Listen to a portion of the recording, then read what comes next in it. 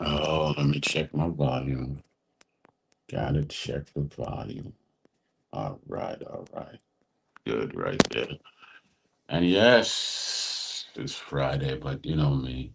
Well, there it is. Notification came up. Good. Just want to hear this song real quick, y'all. I don't know if y'all can hear it or not.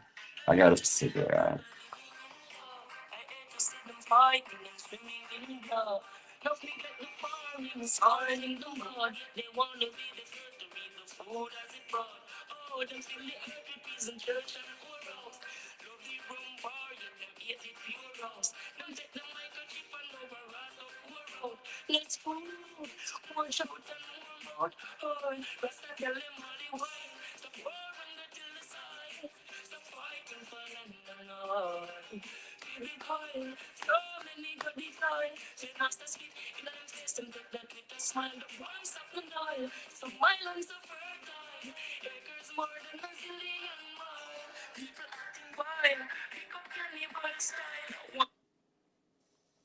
Yes. No stalling today. The notification came up quick. It's Friday. I'm feeling good. I feel real good. But welcome to the Troy Graham Experience. Daddies Lounge number 46. Can you believe that? 46. 46, y'all. 46. Wow. That means a lot to me. It does. Every show means a lot, but yeah, 46 shows. Wow. But, I've noticed throughout the whole theme of the thing, I'm a little bit, while constantly talking about fatherhood, but I never talk about me, the father. That's just ironic, isn't it? You do a show for fathers, you don't talk about yourself. What you hiding for? Huh? What you hiding for? But anyway, so today's show, I just made it light, made it easy like Sunday morning, as they say.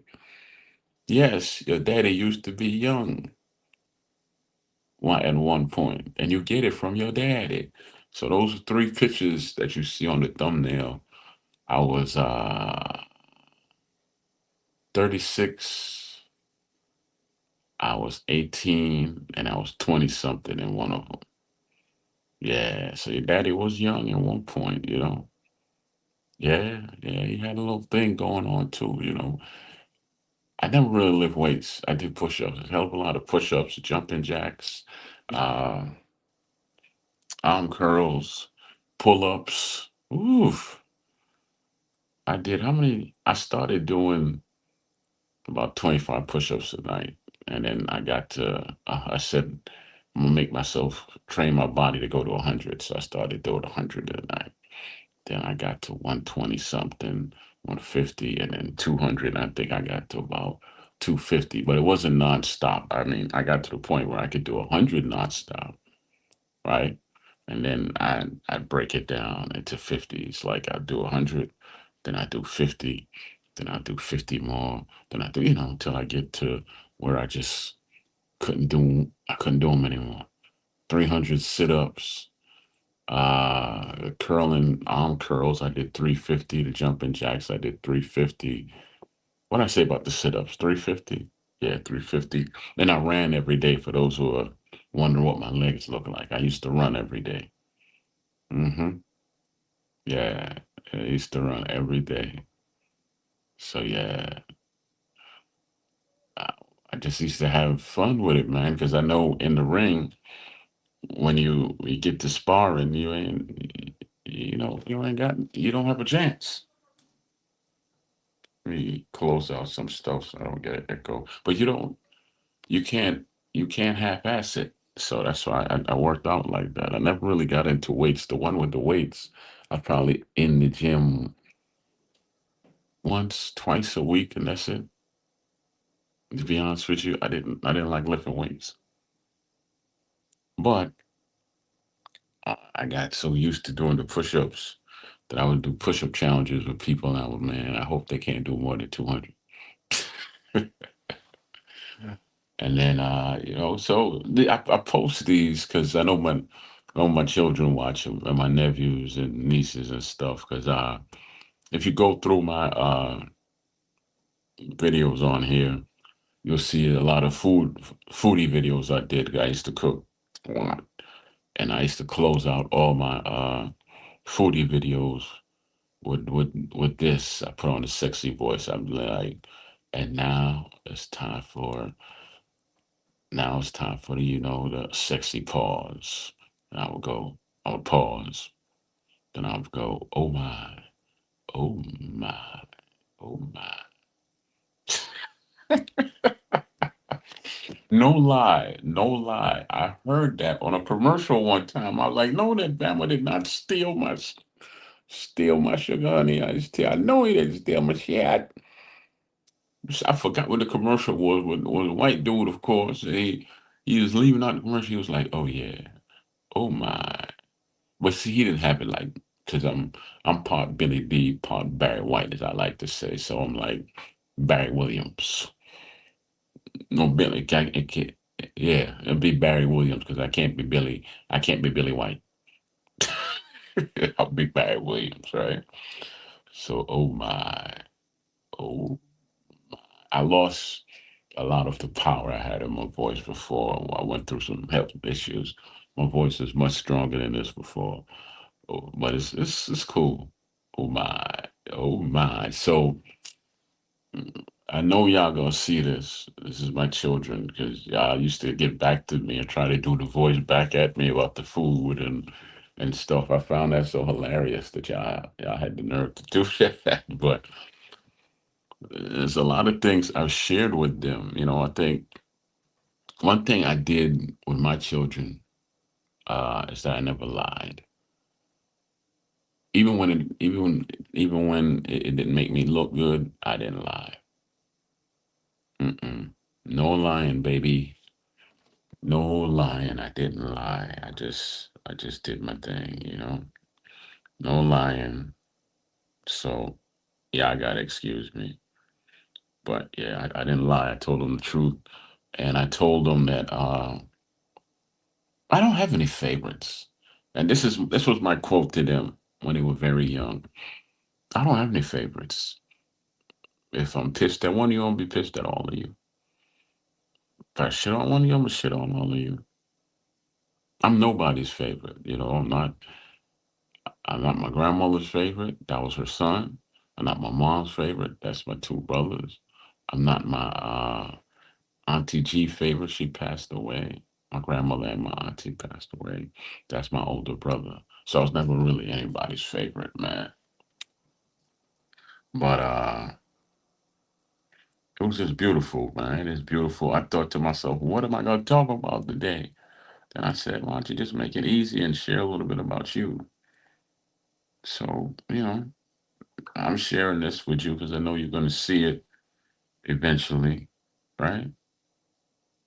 I know y'all gonna see it eventually. So well, this is it's like I'm talking to my kids, but I'm going to a lot of things you know about me already. I told you that I went to I started out in private school. Then when the money got low, they put me in public school, and that's how I developed these right here. And the sparkling personality that comes out from time to time. Public school was a complete a shock to my system because remember from pre-K to kindergarten, I was a private school kid. Then from first to second grade, I was a public school kid. And then from third grade to sixth grade, I went back to private school. So for those first 2 years, it was those first and second grade. A lot of this going on. A lot of it. True, I even got knocked out once in the second grade. Somebody hit me in the head with a bat. That was Arthur Turner, who lived across the street from me in Parkside Projects. That's right, Arthur. I'm calling you out. Hit me with a bat in the second grade. Yeah. When I woke up, we put hands on each other. Boy, I wasn't out for that long though. I wasn't out for that long. But yeah, just I learned early on as a father, I'm not gonna hide anything from them. I just didn't see them because I think a lot of times we as children, a lot of stuff was they didn't feel it was our place to know. Our elders, excuse me, whether it be the grandmothers, mothers, uncles, daddy, they didn't feel that it was our place to know stuff. Me, on the other hand, I was different.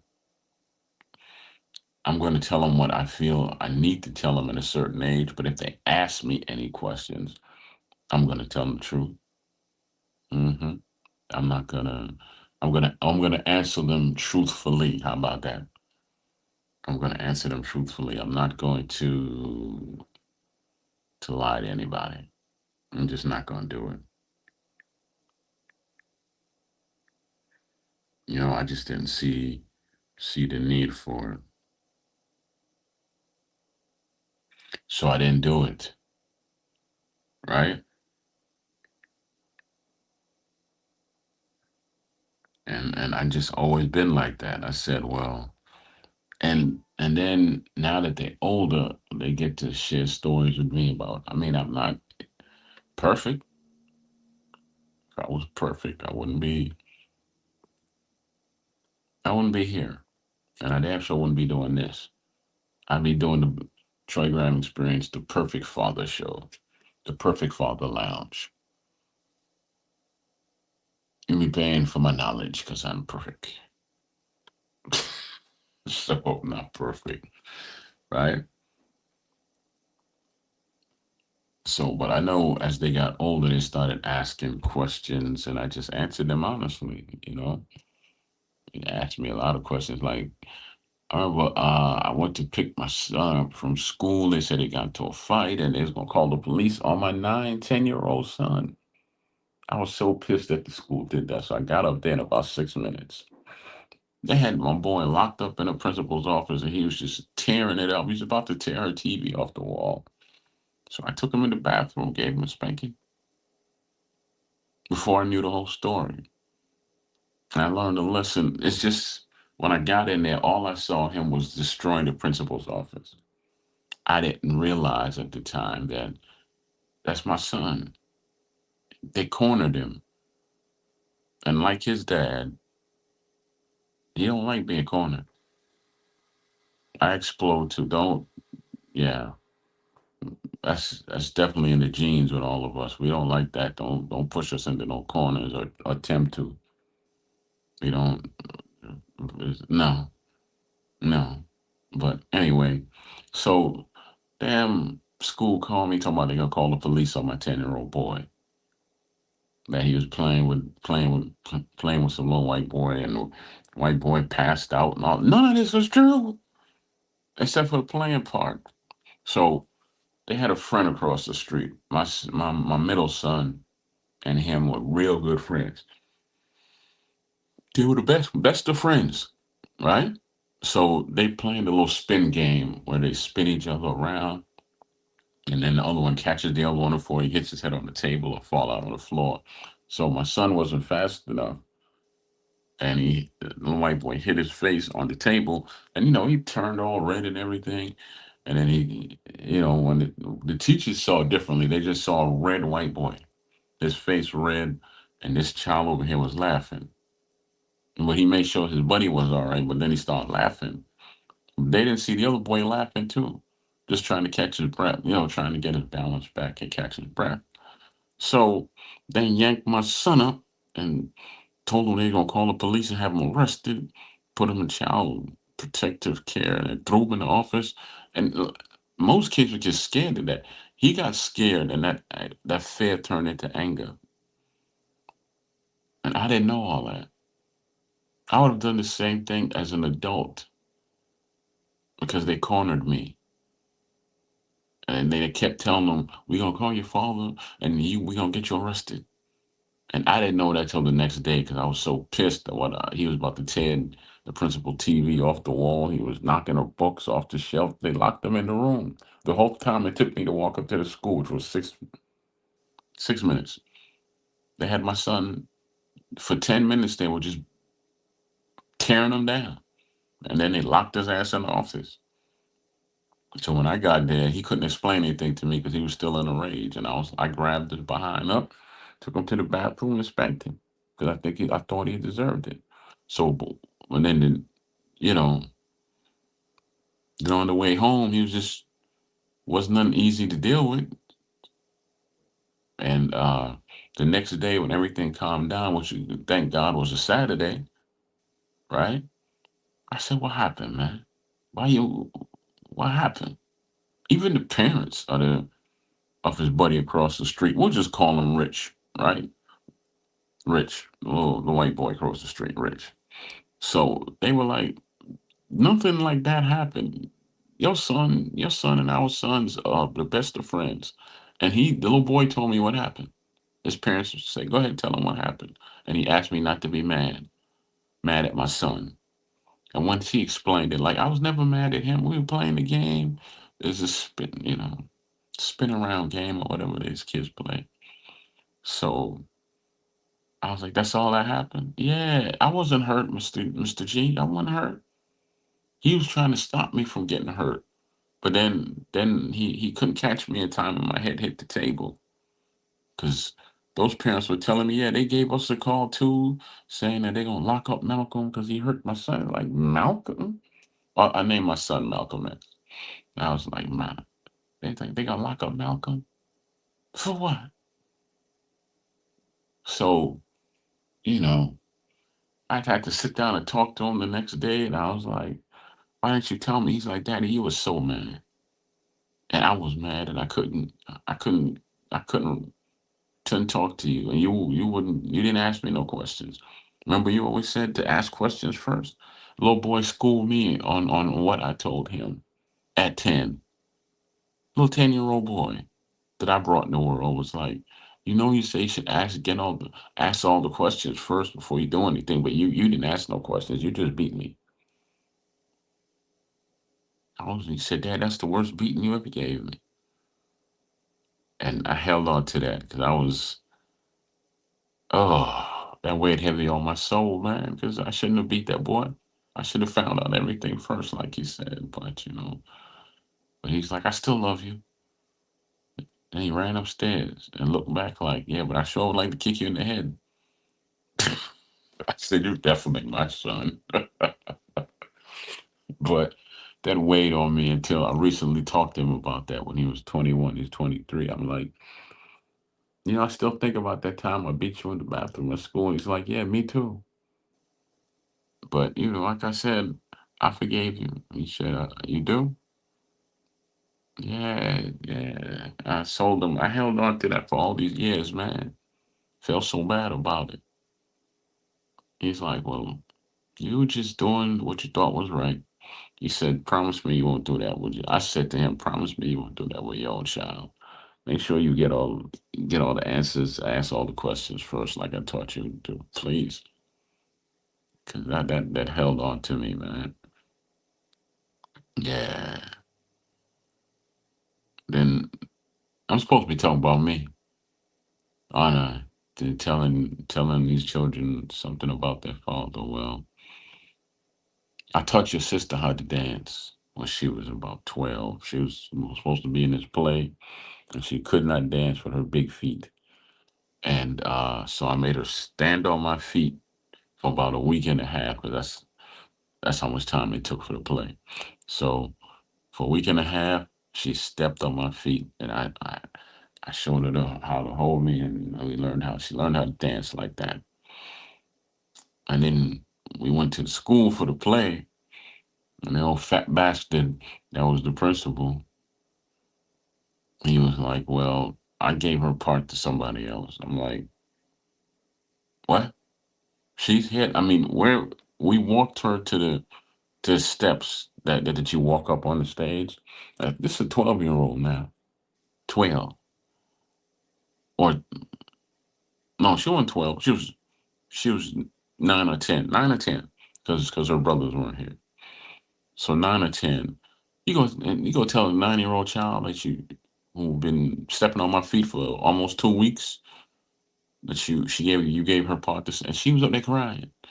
I said, okay. I looked at that fat bastard and I said, okay.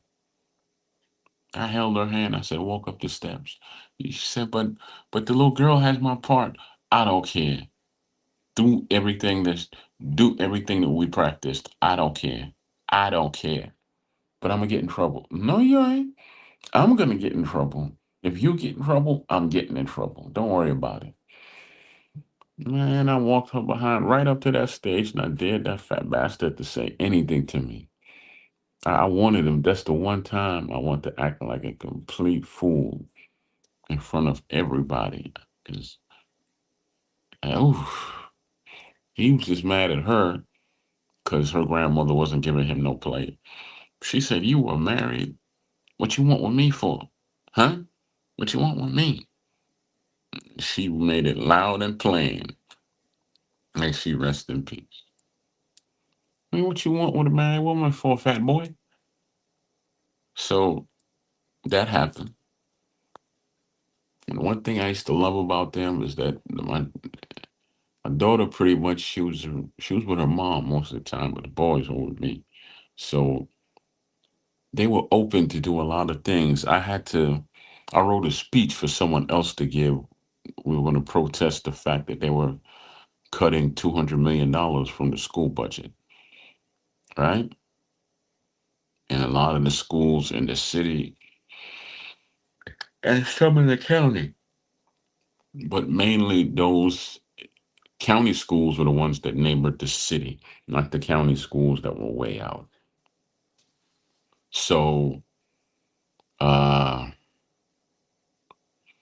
they used to come. I wrote a speech with some help, and this lady was supposed to give the speech, and she punked out. She said she had stage fright, so she couldn't do it. So then I had to rewrite the speech. The group I was with said, "Why don't you just do it?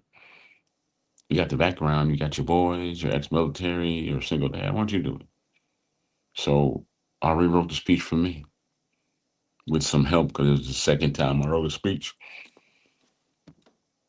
and they watched me go up there in front of the mayor, the governor, uh, new incoming teachers, people from different counties, the city. This Baltimore, by the way. And I gave that speech like I was Malcolm King, just a montage of Malcolm X and Martin Luther King. Just it was good too, and they always talk about that today. They still remember it. They still remember They still remember that speech. Wow. They still remember what we used to march to. They talk about save our youth, something, something, something, something, something. Yeah, beautiful, beautiful. But and they were always eager to be involved in stuff. I used to, before I was the cook at the soup kitchen, I did breakfast while they were in school. Now, if they were off for the holidays and stuff, they still had breakfast at the soup kitchen. So I did the door. I was the greeter because it was run by the government. So we had to sign everybody in. We had to see their ID, write down their name and address and stuff like that. So yeah. Uh, the church had a homeless ministry as well, and they used to come with me.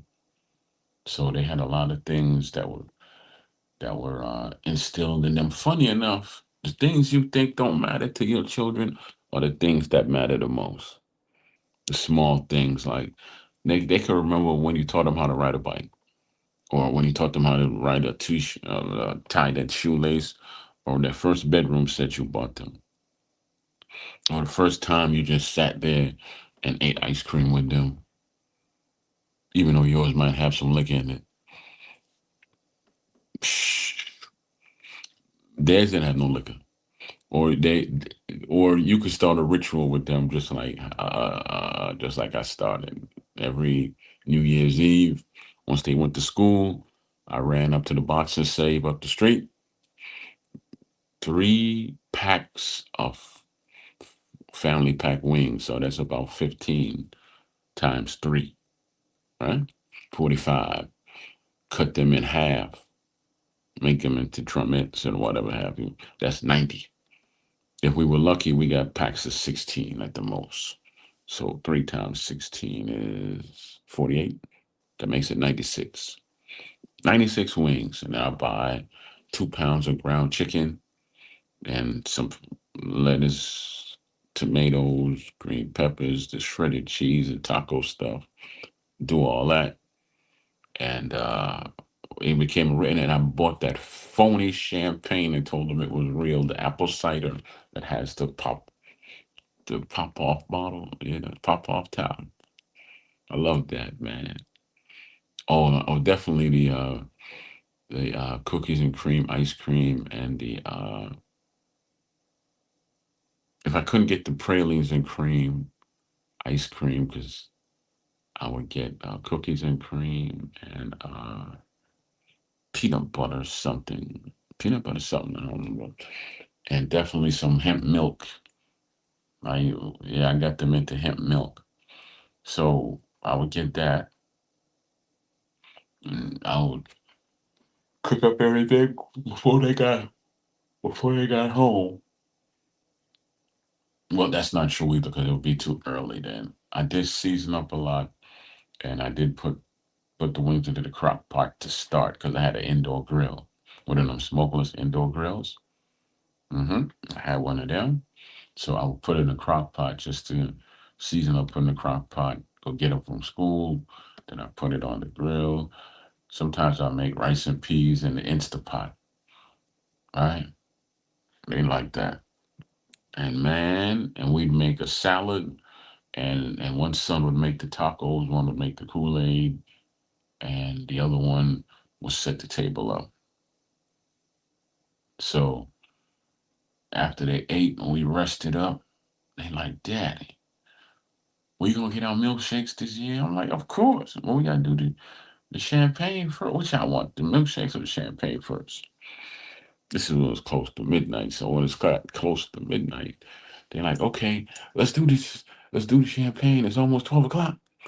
And I'd be like, yeah, we can't get near the windows because I lived in an urban community. People boss off them gun, boss off them gun, right? So I told them, you put a mattress up by your bedroom window? Yeah, daddy. And we had one by the living room window. Make sure all the doors were locked, stuff like that. And we just once it hit midnight,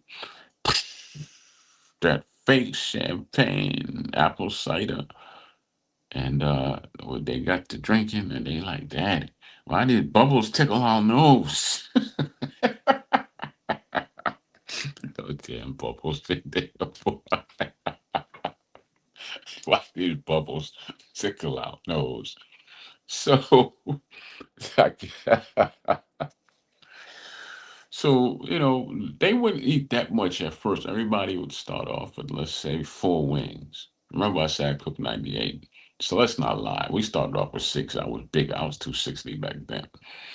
All right. So, and them boys could eat. So everybody got 6 wings. 6 times 4 is 24, which, and I said I cut them in half. There was 16 in a pack. So it was 48, 96. So 24 of that leave you with 72. And of course, me having itis because I'm the older, the daddy in the house. I had the itis, right? I would basically go to sleep, and them boys would wake up. Then we all doze off because what they did was I brought a mattress. They brought 2 mattresses downstairs from off their bunk bed. I told them, come on down here, and I'll bring your PlayStation and stuff, hook it up. I could play until you pass out. It's New Year's Eve, baby. And then we get the boxing game, and I whoop everybody. I let them whoop me up on the Madden because I suck at Madden. I mean, I really suck on Madden. But that's some of the stuff that I remember doing, and I hope.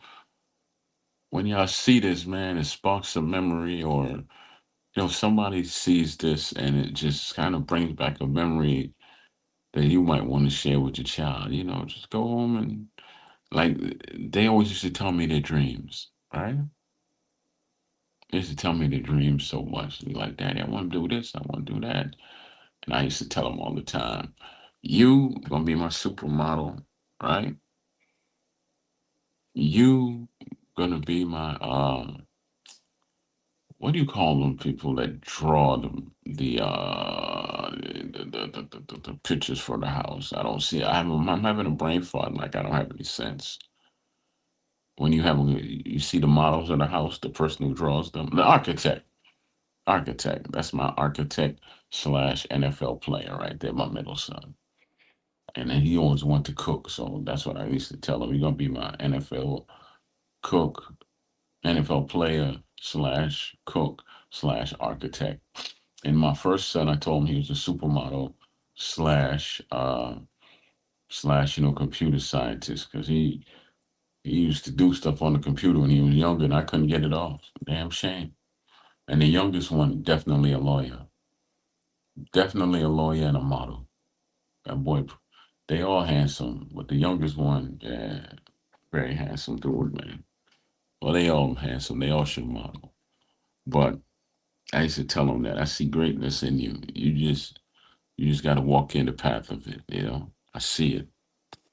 Walk in the path of it, and then we just have a good old time that way. New Year's Eve was always fun for us. I made sure I always had enough money to do that every New Year's Eve. I never want to let them down because I got them so used to it. I never ordered no damn food because eh, I'm on one New Year's Eve. I'm like, I'm just gonna get some Chinese food. They looked at me like, what?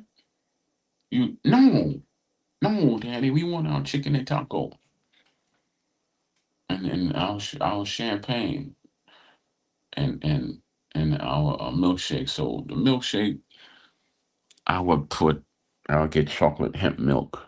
They don't really, that's hard to find nowadays. So I get some chocolate hemp milk, right? And I would put the ice cream in the blender, right?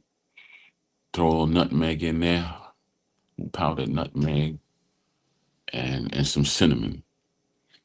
Man, that thing turned out so good. And I found these ice cream glasses that Friendly uses, the milkshake glasses. Mm, I remember all that. I had six of them, and they only cost me $4 for the six. Can you believe that? Anyway, so they used to set the table up. I would come over there with the actually I used to blend it on the table. What am I lying for? I brought the blender to the table, and they used to watch me. And man, I put some crushed ice in there too. I mean, I put some ice in there so it could crush it. When you get Troy, that would make it thick. Not if you use the right amount of milk. It'll be thick enough, but it won't be like you at McDonald's and you're like, somebody give me a spoon and a warm blanket for my head. Right.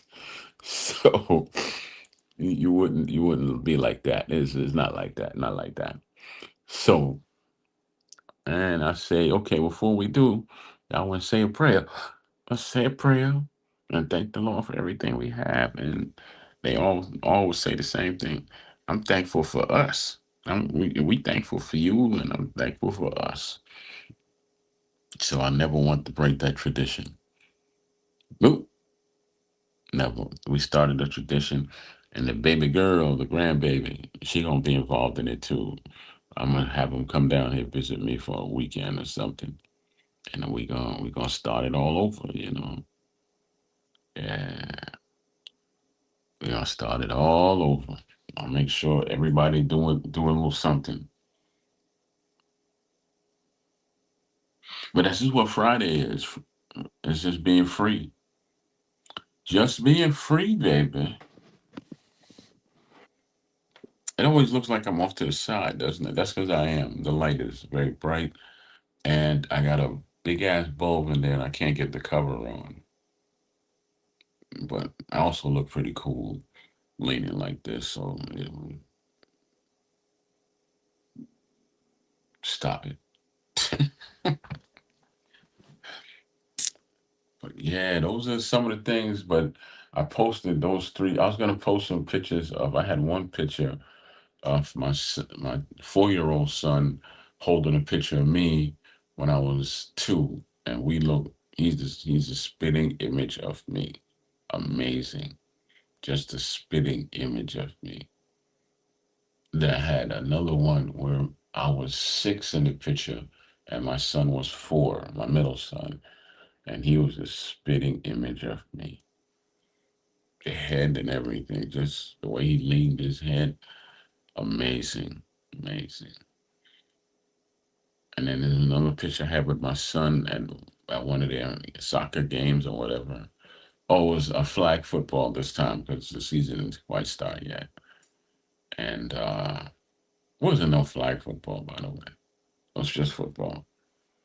And we both turned around, and his mother caught a picture of us. She's like, "Damn, you two look just alike. I just had them, but they look just like you." That's right, baby. That's right. Power man, power man. But thank God for all these stories and trials and everything. Because if you don't, you learn lessons as they learn lessons. Because if you don't learn anything, how you gonna help them get through anything? You got to pay attention, and you have to notice your wrongs and rights. You have to notice what gets them motivated, what sets them off, and you have to learn how to help them to tone down when it's time for bed. You know, you just have to let them know what's good, tone it down. But those are the so that's why I did this one today. Monday I'll do another one. Next Wednesday, next one. It's beautiful, man. I'm glad I have this vehicle that's going to be helping out many people and also gives me a chance to just let some stuff off as well because social media hasn't really been social. I doubt anybody believes that social media is really social, but it's if you use it the right way, it's therapeutic. Therapeutic.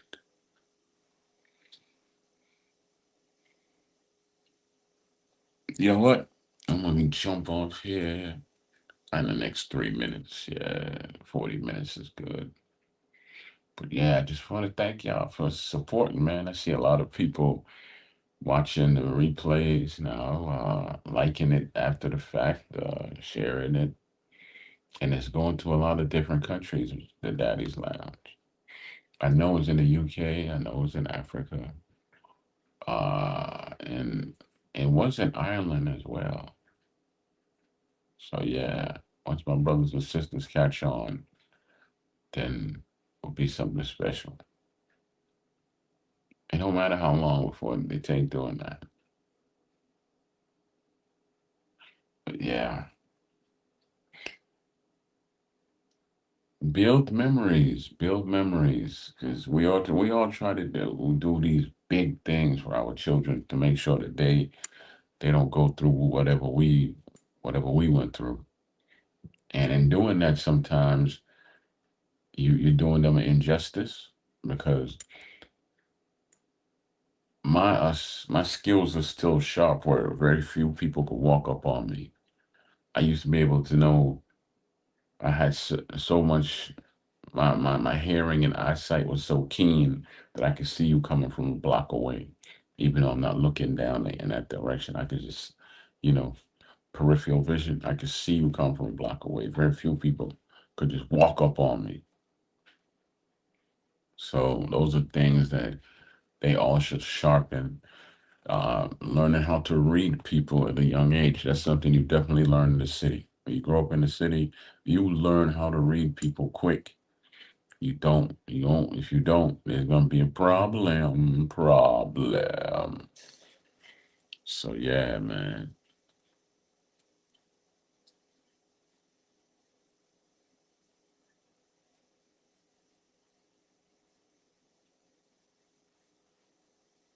I just dozed off for a second. Don't worry about it. I do it all the time. I was just thinking about something, and I just automatically went right to sleep mode. I'm gonna have to rewind that to see how funny that looked. But look, it's Friday, and I wanted to say thank you for everyone that's coming out and share. I mean, come by here, like, share, subscribe, and share with your children. It'll be a blessing because when they get older, then they'll open up to you and be like, "Yeah, I remember when you told me this." And da da da da da da da. I mean, I can think of how I never once had a costume. I've never once had a costume for Halloween ever. Mm-mm. I might have had a cheap mask, but I never had a costume. I never once had a costume.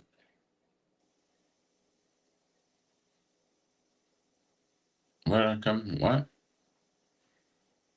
Yeah, but it's good. I was about to ask a question, like as if I'm talking to somebody. But it's been a blessing, man, and I'll be back on Monday. Sorry for the going in and out. That hell, that happens.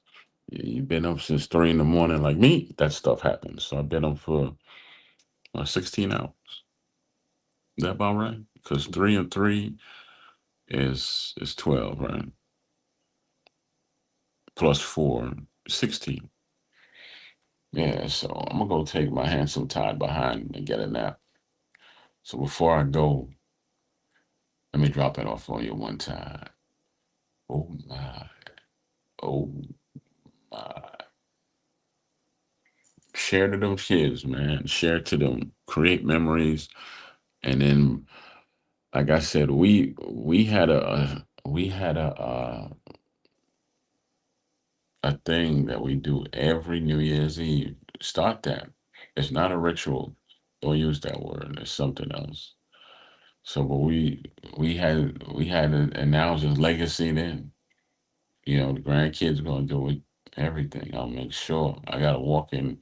We all had a walk-in kitchen at the house, but I got a walk-in kitchen, and they big enough to help. So we're just gonna get it done. We're gonna get it done, and definitely get that ice cream now. Ben and Jerry uses natural flavors. They might cost more, but there's a reason for that. So get some Ben and Jerry's. Can't find the hemp milk, get the almond milk, or you get some hemp seeds and some water. Put them in a blender. You'll have the milk, and then you could get some fair trade chocolate. Chop them suckers up in there. We'll have hemp chocolate milk, and we can make that shit. Hmm. But look, bless up one and all. My birthday coming up, y'all. I expect people to stop. They coming up on the 16th, the same day Dillian White fights Moses. Let my people go. So I'm gonna be eating on air that day because I'm gonna have. I ordered some oxtail already from the brother who cooks it, brother Hubert. You tell him my yard man and name Hubert.